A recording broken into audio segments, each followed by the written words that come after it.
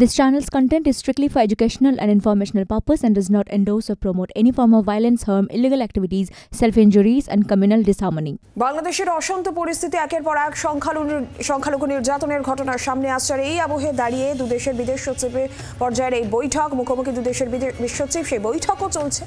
বাংলাদেশের সামগ্রিক যে পরিস্থিতি সেই প্রসঙ্গে বিরোধী দলনেতা শুভেন্দু অধিকারী কি বলেছেন শুনব। এরা পাকিস্তানের পক্ষ নিয়েছিল ৭১ সালে, যখন ভারতীয় সেনারা বিএসএফ মার দিতে আরম্ভ করলো ৯৩,০০০ রাজাকার অ্যারেস্ট হয়েছিল। ভারত, হিন্দুস্তান উদার, শান্তিপ্রিয়, তারা ছেড়ে দিয়েছিল। এবারেও এরা ধরা পড়বে। এবারে যাতে ছাড়া না হয়, যে ভাষায় উত্তর দিলে এরা সন্তুষ্ট হয় সেই ভাষায় উত্তর দেওয়ার জন্য আমরা প্রস্তুত থাকব।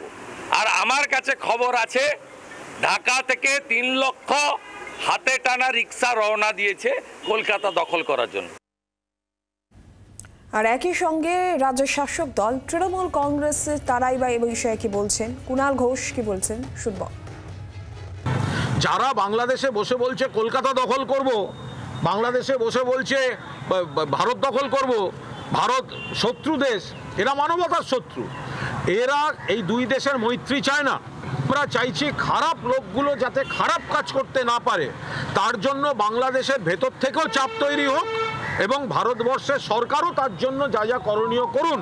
এই ধরনের প্ররোচনামূলক আপত্তিকর কথাবার্তার আমরা পুরোদস্তুর বিরুদ্ধে, কিন্তু এর সঙ্গে যোগ করব বাংলাদেশের ইউনূস সরকারেরই দায়িত্ব এই ধরনের দায়িত্ব জ্ঞানহীন কথাবার্তাগুলোকে বন্ধ করানোর। ওটা ভারত থেকে হচ্ছে না, ওটা বাংলাদেশ থেকে হচ্ছে। থামাতে গেলে বাংলাদেশ সরকারকে থামাতে হবে। বাংলার আওয়াজ, বাঙালির আবেগ, জি ২৪ ঘন্টা।